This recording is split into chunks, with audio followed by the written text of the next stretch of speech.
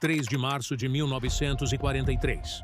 O mar de Bismarck estava calmo, quase em paz. O comboio de Kimura movia-se em perfeita ordem. 8 contratorpedeiros, 8 transportes, quase 7.000 homens. Eles acreditavam que o oceano era deles. Mas, além do horizonte, uma tempestade de inovação se formava.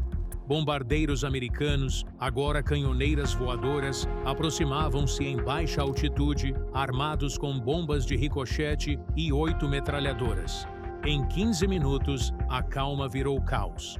Navios explodiram, o mar pegou fogo e a linha vital naval do Japão desapareceu sob as ondas. Isso não foi só uma batalha. A inovação substituiu a tradição e as máquinas começaram a decidir guerras. Fique até o final para descobrir como uma única ideia mudou completamente a Segunda Guerra Mundial e inscreva-se para mais histórias pouco conhecidas do Pacífico. Ao amanhecer de 3 de março de 1943, o mar de Bismarck espelhava ouro. O horizonte brilhava com uma luz solar suave e para os homens a bordo do comboio japonês parecia apenas mais um dia de domínio tranquilo. O contra-almirante Masatomi Kimura, na ponte do seu navio Almirante Shirayuki, observava 8 contratorpedeiros escoltando 8 transportes cheios para Lai, Nova Guiné. Abaixo, quase 7.000 soldados da 51ª Divisão lotavam os porões, jovens de Osaka, Kyoto e Sapporo. Muitos fumavam, escreviam cartas ou brincavam, confiantes de que a Marinha Imperial era invencível. Por mais de um ano, os comboios japoneses dominaram estas águas. Bombardeiros americanos iam e vinham, mas raramente acertavam. Os B-17 de alta altitude lançaram suas bombas de quilômetros de altura, caindo inofensivamente no mar. Aviões torpedeiros ousados eram abatidos do céu por fogo concentrado. A doutrina funcionou. Kimura confiava totalmente nela. Seus navios moviam-se em formação, destroyers em anel protetor, transportes firmes no meio, mantendo velocidade e espaçamento precisos. Para qualquer observador, era um retrato de ordem, precisão e confiança. Os americanos são previsíveis, comentou um oficial de artilharia em tom casual. Atacam de onde esperamos. Kimura assentiu em silêncio. Ele também cria. O treino da Marinha Imperial era inigualável, armas testadas, táticas comprovadas. As equipas de radar do comboio reportavam céus limpos, sem contactos. Os artilheiros antiaéreos verificavam as munições, poliam as lentes e esperavam. Mas, para lá do horizonte, o mundo já tinha mudado. Na Austrália, engenheiros americanos haviam transformado seus bombardeiros em monstros. B-25S renasceram com 8 metralhadoras calibre 50 em seus narizes, capazes de rasgar aço e madeira. Não necessitavam de altitude nem de miras precisas. Precisavam apenas de coragem. Kimura não podia saber, mas a calma superfície do mar de Bismarck estava prestes a se tornar um forno, e em 15 minutos, o orgulho da frota japonesa se desvaneceria em fumo e chamas. Centenas de quilômetros a sul do mar de Bismarck, no calor abrasador do aeródromo de Eagle Farm, perto de Brisbane, um oficial americano inquieto estava a reescrever as regras da guerra aérea. O seu nome era Major Paul Happy Gunn, um mecânico, piloto e inovador que tinha visto demasiadas bombas americanas caírem inofensivamente no oceano. Ele havia voado em missões com torpedos que falhavam, lançamentos de alta altitude que erravam por centenas de metros e comboios japoneses que escapavam ilesos. Para Gunn, a questão não era coragem, mas sim o design. Se as ferramentas não servissem, ele criaria novas. Num hangar empoeirado, com graxa, ruído e cheiro a óleo, a equipe de Gunn trouxe um bombardeiro B-25 Mitchell, um robusto bimotor não feito para caçar navios. Não bombardeamos mais a 10.000 pés, disse Gunn aos mecânicos, o cigarro pendurado na boca. Vamos mirar no alvo. O que se seguiu foi pura improvisação. ele ordenou a remoção da mira Norden, do nariz de vidro e de tudo o que não era necessário para o poder de fogo. Em seu lugar, instalou 2 metralhadoras Browning de calibre 50, subsequentemente 4 e mais tarde 6. Quando terminaram, 8 canos longos projetavam-se do nariz como presas. O avião estava desequilibrado, pesado e com um coice violento, mas Gunn recalibrou-o. Ajustou contrapesos, redistribuiu combustível e reforçou a estrutura em aço. Quando o bombardeiro modificado entrou na pista para o teste, até a equipe de solo parou para assistir. A 500 pés, Gunn nivelou e pressionou o gatilho. O ar rasgou-se. 8 armas rugiram em uníssono, cuspindo 6.800 tiros por minuto. O coice abalou a terra. Projéteis de latão choveram como uma tempestade. Ao aterrissar, seu sorriso revelou tudo. Ela não lança bombas agora. Ela come navios. A notícia correu depressa. Os pilotos chamavam-lhe o Strafer, uma canhoneira que superava destroyers. Semanas depois, equipas australianas copiaram o design. O Pacífico tinha um novo predador e a Marinha Imperial logo aprenderia isso da pior forma. Enquanto as canhoneiras de Pep Gunn eram montadas nos hangares da Austrália, outro oficial americano experimentava outra loucura. O Major William Benn, do 43º Grupo de Bombardeamento, era calmo, metódico e obcecado, porque todas as bombas que lançavam no mar falhavam. A 10.000 pés, os navios pareciam modelos de brinquedo, e ao atingir a água, o alvo já mudara. As tripulações de Benn morriam por resultados que nunca vinham. Precisava de um novo método, próximo, brutal e rápido. Sua solução, a princípio, soou ridícula. Faremos a bomba ricochetear. A ideia veio ao ver crianças jogando pedras chatas num lago. Se uma pedra ricocheteia, uma bomba também pode. Mas para isso, um avião tinha de voar reto e nivelado a apenas 200 pés, às vezes menos, enquanto avançava para os navios inimigos a mais de 220 milhas por hora. Era território suicida. Um único tiro antiaéreo podia destruir o avião, mas as equipes de Benn confiavam nele. Treinaram num cargueiro semi-submerso perto de Port Moresby, voando tão baixo que as hélices levantavam salpicos. As primeiras tentativas foram desastrosas. Bombas ricocheteavam ou explodiam cedo. Mas a cada passada, Benn refinava o tempo. A 250 pés, 600 jardas do alvo e um fusível de meio segundo, a arma funcionou perfeitamente. Ricocheteou 1, 2 vezes, chocando-se contra o destroço, detonando sob o casco. Ao ver o teste, o general George Kenney não pestanejou. "É assim", disse ele, "que vamos parar a navegação do Japão. Os B-25 atacariam primeiro, baixos, rápidos e barulhentos, varrendo navios com 8 armas frontais para silenciar as posições antiaéreas. Os Skip Bombers seguiriam, lançando suas cargas na altura do mastro, incendiando navios antes que reagissem. Era elegante, aterrorizante e improvisado. Em 1943, o Strafer e a bomba de ricochete estavam prontos. O único que faltava era um alvo grande para prová-los e ele já navegava, sem saber, para sua perdição no mar de Bismarck. O plano não foi um só momento, mas uma sequência de preparativos frenéticos, uma orquestra a afinar antes do maestro dar o sinal. Nos hangares de zinco de Port Moresby e Eagle Farm, mecânicos apertavam correias, equipas de terra verificavam calhas e pilotos repetiam o ritual até que cada movimento se tornasse instintivo. Cada detalhe importava. O momento de lançar as bombas de ricochete, as acelerações para rasantes e a sequência exata de ataque dos strafers e bombardeiros. O tempo era contado em segundos. Às 2 horas, um silêncio nervoso pairava nos aeródromos. Tripulantes dormiam em macacões junto aos aviões. Mapas rabiscados com lápis de cera indicavam rota, rumos, ângulo solar previsto e arcos antiaéreos.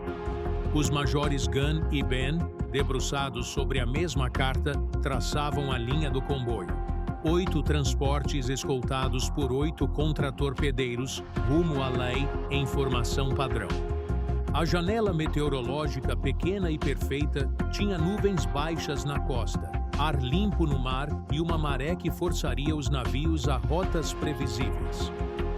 Pilotos pintavam nomes como Ruthless, Hell's Angel, Dirty Dora e brincavam para ocultar o tremor. As instruções eram brutais e vívidas: voar à altura do mastro, manter a formação, suprimir os canhões e atacar ao comando. Qualquer desvio seria fatal. A navegação seria por estima, o radar inútil naquelas altitudes.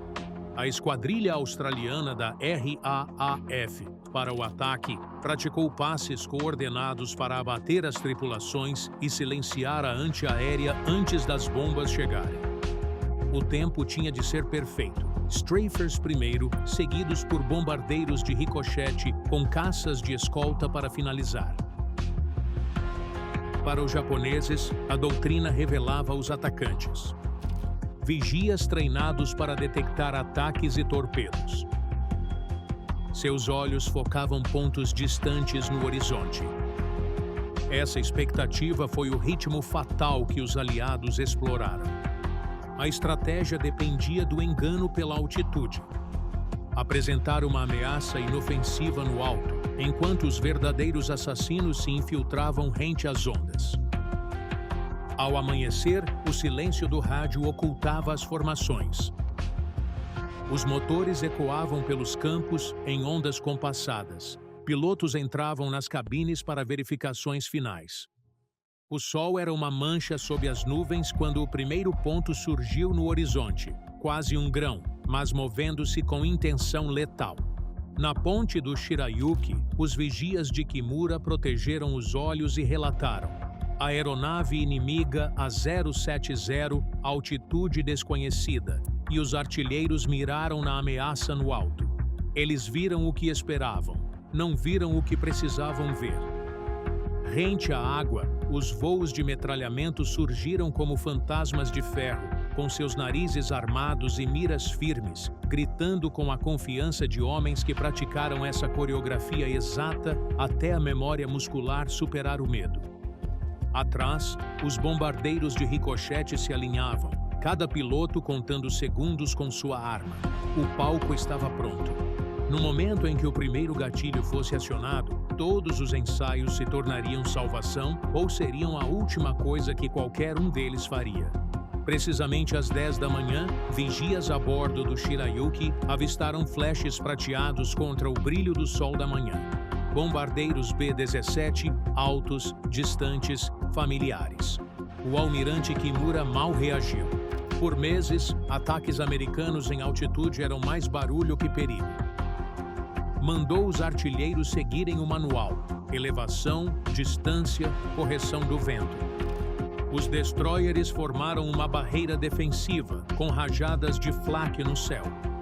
O mar ecoava o estrondo dos canhões de 25 milímetros. Os homens no convés sentiram-se seguros. O exercício era previsível. O que eles não sabiam era que aqueles bombardeiros distantes eram apenas a distração.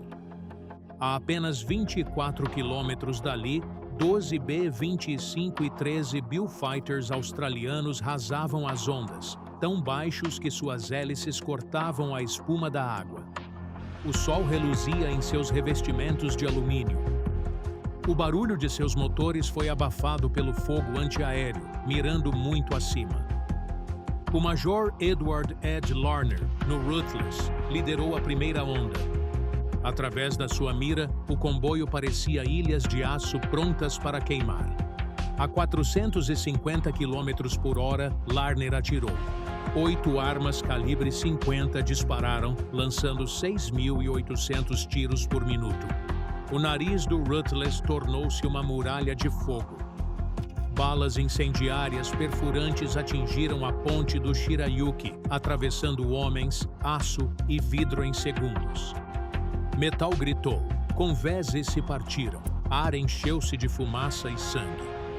A bomba ricocheteou 2 vezes no mar, atingindo o casco e detonando. O contratorpedeiro rachou ao meio, com vapor sibilando por canos rompidos e as chamas por toda a sua extensão.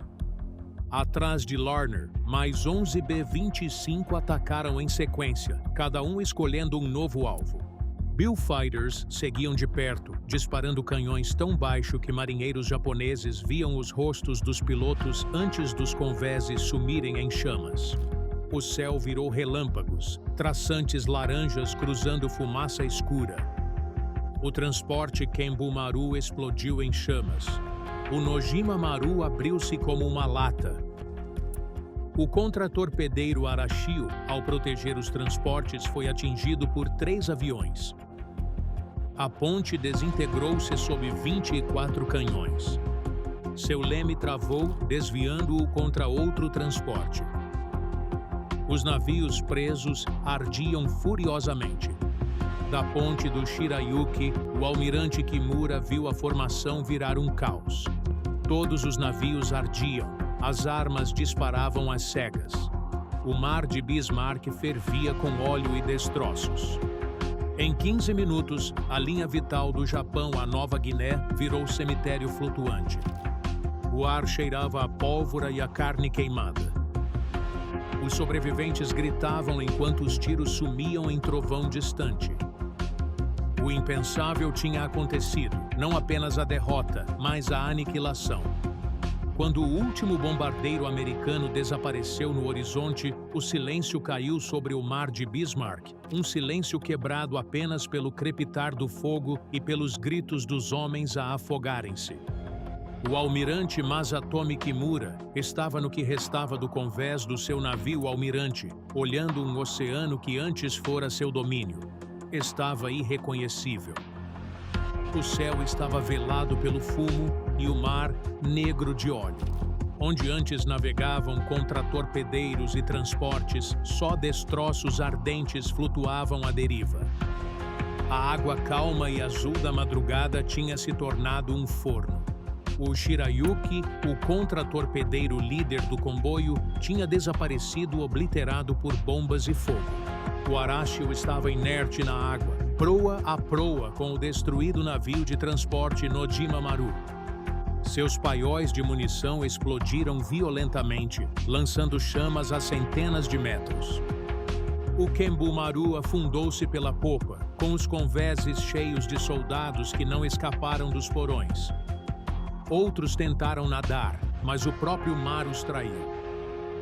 Manchas de óleo ardiam, transformando a água em fogo. Homens saltaram das amuradas, caindo nas chamas. Outros agarravam-se a destroços com os rostos negros de fuligem e medo. Kimura tentou o resgate, mas seus navios remanescentes estavam inutilizados. O contratorpedeiro Asagumo, ao recolher sobreviventes, foi atacado por B-25 que metralharam botes e convés sem piedade. Os pilotos tinham ordens: nada deve reforçar a Nova Guiné. O fogo de metralhadora atingiu nadadores e balsas. A água avermelhou-se, ondas cobrindo corpos e fragmentos de madeira. Um sobrevivente escreveu: o oceano estava vivo com gritos. O ar estava denso com o calor e o cheiro a óleo a arder. Não havia céu, só fumo. À meio da manhã, os tubarões rodearam os destroços, atraídos pelo sangue e caos. Os poucos marinheiros que sobreviveram aos incêndios tiveram um destino mais lento e terrível. O mar se tornou um túmulo. Às 10h30, apenas 30 minutos após o ataque, o majestoso comboio já não existia. Dos quase 7.000 soldados, menos de 1.200 conseguiriam pisar terra novamente. O que restava afundou-se, sepultado em aço retorcido e um profundo silêncio. Enquanto os fogos continuavam a arder pela noite dentro, Kimura olhou para o fumo e sussurrou o que mais tarde se tornaria a sua única frase no relatório pós-ação: o próprio mar era o nosso inimigo.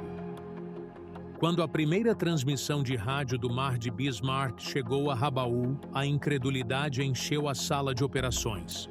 Os oficiais na estação de decodificação leram a mensagem 2 vezes e, em silêncio, uma terceira. Comboio destruído, perda total. Sobreviventes mínimos. Essas 6 palavras quebraram mais que o moral, quebraram a fé. Nunca na história da Marinha Imperial, um comboio inteiro foi eliminado num só ataque diurno. O relatório espalhou-se por Rabaul como fumo em paredes de papel. O almirante Kusaka, comandante da 11ª Frota Aérea, recusou-se a falar por minutos. Quando finalmente falou, suas palavras foram: se isso é verdade, nosso mar não é mais nosso. Em Tóquio, o almirante Isoroku Yamamoto leu a mesma mensagem em seu escritório. O homem que planejou Pearl Harbor encarava a realidade. A linha vital do Japão havia sido cortada. Ele pousou o papel e disse à sua equipa: se isto for verdade, já não controlamos o Pacífico. A perda não foi apenas tática, foi existencial. A estratégia de suprimentos do Japão no Pacífico Sul dependia de velocidade, formação e disciplina. Comboios protegidos por destroyers pareciam imparáveis. O Mar de Bismarck provou o contrário. A doutrina de alta altitude, os exercícios antiaéreos e o lendário guarda-chuva de aço, tudo falhou em questão de minutos. O ataque americano não só afundou navios, mas também uma doutrina que guiou a marinha japonesa por décadas. Poucos dias depois, a marinha reuniu-se numa sala escura em Rabaul. Mapas cobriam mesas em tinta vermelha o alcance de bombardeiros americanos da Nova Guiné. Todas as rotas para Lae, Salamaua e Nova Bretanha estavam ao alcance. A conclusão foi devastadora. Reabastecer de dia era suicídio. Daquele dia em diante, os comboios do Japão só podiam mover-se de noite. Chamaram a tática Yasen Yusu, a corrida noturna. A frota, antes confiante, era agora uma armada fantasma a rastejar nas sombras. Sem formações, navegações diurnas, nem canções de vitória. A Marinha Imperial, antes orgulhosa no Pacífico, agora agia com medo e silêncio. O Mar de Bismarck fez mais do que destruir um comboio, destruiu uma ilusão. Nos meses após o desastre, a Marinha do Japão virou uma sombra do que já fora. Os comboios que orgulhosamente cruzavam o Pacífico Sul agora se moviam como fugitivos, deslizando sem luzes ou rádio em noites sem lua. Rotas de abastecimento com soldados e combustível à luz do dia, sob escolta, foram reduzidas a barcaças, barcos de pesca e submarinos entre ilhas. Não era mais uma marinha, mas uma frota fantasma, assombrada pelo que houve no Mar de Bismarck. As consequências logo se espalharam. Sem comboios, as guarnições na Nova Guiné, Bougainville e Salomão definhavam. Primeiro, faltou comida, depois, munições e remédios. Soldados famintos caçavam ratos na selva enquanto os americanos avançavam, seu poder aéreo incontestado. A derrota cortou as artérias do Japão e cada ilha abandonada sangrava lentamente. Relatos descreviam homens fracos demais para lutar, caindo junto a sacos de arroz vazios. Malária e disenteria concluíram o que bombas americanas começaram. Em Tóquio, analistas da Escola Naval Superior dissecaram a derrota com burocrática precisão. Linha após linha de dados confirmava o que Yamamoto já pressentia. A base industrial japonesa não podia sustentar uma guerra moderna. De março de 1943 a 1944, o Império perdeu mais de 60% da frota mercante. Mais de 500 navios afundados por aviões e submarinos aliados. O ataque rasante e as bombas de ricochete que aniquilaram o comboio de Kimura devastavam as tentativas de reabastecimento. Nenhuma rota era segura, nenhuma defesa eficaz. Marinheiros sobreviventes no mar de Bismarck batizaram o B-25 americano de Hachiman no Uni, o demônio de 8 olhos, pelas 8 armas que sobressaíam do seu nariz. Outros chamavam-lhe a Serra Voadora, afirmando que o seu som cortava o próprio ar. Oficiais endurecidos paralisavam ao ouvir motores voando baixo. Um sobrevivente disse: cheirava a óleo antes de os ver. Depois, o mar virou fumo. Para os americanos, a batalha confirmou que a supremacia naval mudou para sempre. O oceano já não pertencia aos navios de guerra, pertencia aos céus. A inovação, não a tradição, mudou as regras. O B-25 Straffer e as táticas de ricochete ditaram a guerra aérea no Pacífico. Para o Japão, a lição foi cruel e definitiva. Nenhuma coragem podia lutar contra o que não se conseguia prever. O destino do Império foi selado, não por uma derrota numa grande batalha naval, mas por 15 minutos de fogo que queimaram para sempre a sua linha vital naval. Em 1944, os destroços no mar de Bismarck sumiram sob corais, mas seu legado ainda assombrava ambos os lados. Para o Japão, foi o dia em que o oceano se voltou contra eles, um campo de batalha que não conseguiam mais controlar. O império que outrora governara o Pacífico com precisão e altivez, encontrava-se agora paralisado pela fome, pelo receio e pelo alcance implacável do poder aéreo americano. Os comboios já não navegavam.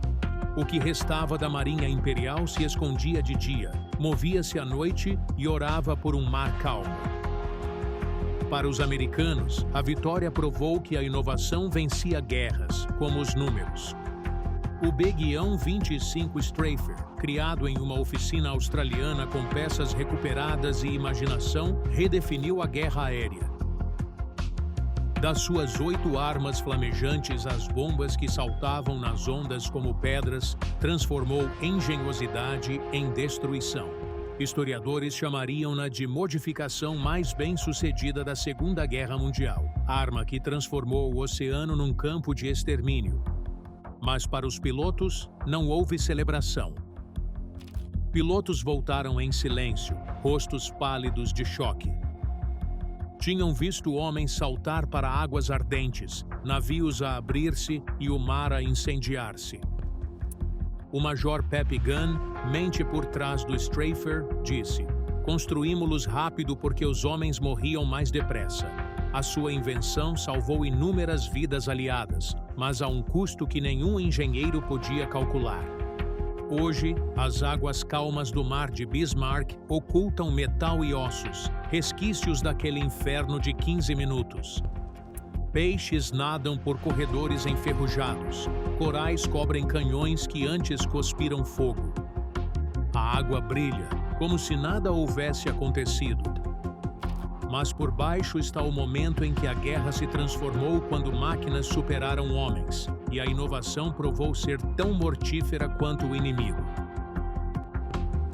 A Batalha de 1943 ecoa em cada onda, tocando aquele mar assombrado.